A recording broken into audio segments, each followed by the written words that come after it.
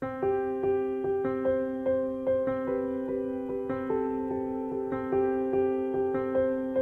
daughter Ellie was diagnosed with leukemia in May of 2013. In the months leading up to the diagnosis, Ellie was constantly complaining of leg pain and fevers. She was crying a lot, she was unhappy. The doctors said that they thought we should get some blood work done, and I didn't really know what that meant, but I thought that was a good idea because we couldn't figure out what was happening. And Sunday morning, the doctor called us and said, "We think your daughter has leukemia and we need her to go to the emergency room right away. Pack your bags, you're going to be there for a while." Ellie was and still is a very, very spunky, amazing girl. She's very creative. She sees beauty in everything. She's an artist. And then after she was diagnosed, they started intensive chemotherapy right away. And honestly, it was the medicine, but she just wasn't herself. And she had a very blank look in her face. She laid on the couch all the time. She cried a lot. We had a really difficult time getting her to take her medicines. It was a really, really rough time for us as parents to see our daughter going through something that we weren't really sure how to fix, because for a 4.5-year-old, that's a really, really difficult thing to try to explain and to try to get her on board with saving her own life, even though she doesn't actually know her life is in danger.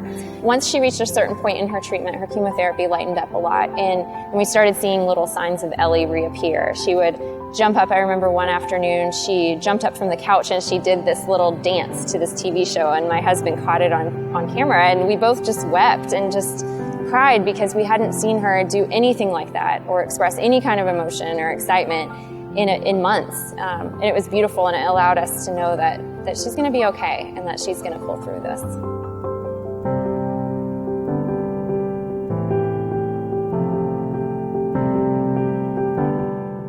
So my daughter Ellie, even before she was diagnosed with cancer, she always loved to wear hats. As a child, she was one who, always wanted to have a hat on her head every time we would go outside. And she has always loved hats. And so when she started to lose her hair, my husband and I were very concerned about what it was going to look like for her, and like how she was going to feel as a kindergartner starting with no hair. And she just started wearing hats, and every day I would pick her up from school. And so in the afternoon, Jay Coakley leaned in my car. He was helping Ellie get in. He said, "Hey, I want to get Ellie some more hats." And I was like, "Okay, that's awesome. That would be great. She loves hats." Ellie, when she came to Woodburn, she had no hair. So every day she had on a different hat, and she always had these unique hats.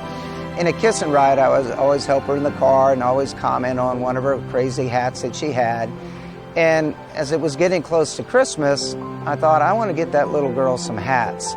So I went home, told my wife, and we ordered a couple hats on Etsy. I put a post up on Facebook, telling friends and family, and I ended up with 20 or 30 hats.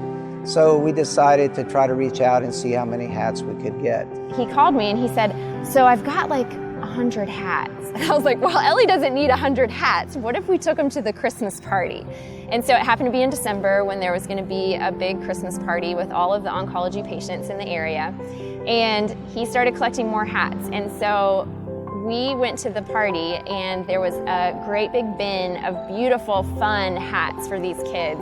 And it was really fun to see kids pulling through the hats and looking and trying them on and showing their moms, and it was a really, really fun time. And when we were leaving, Ellie, I had told her, I said, "You see that bin over there? That's the hat. Those are the hats that Mr. Coakley helped collect for you and your friends." And so she looked at them, and she looked at the kids that were there, and she looked at me, and she put her hand in my hand, and we walked out, and she goes, "Mom, I think they really, really like my hats."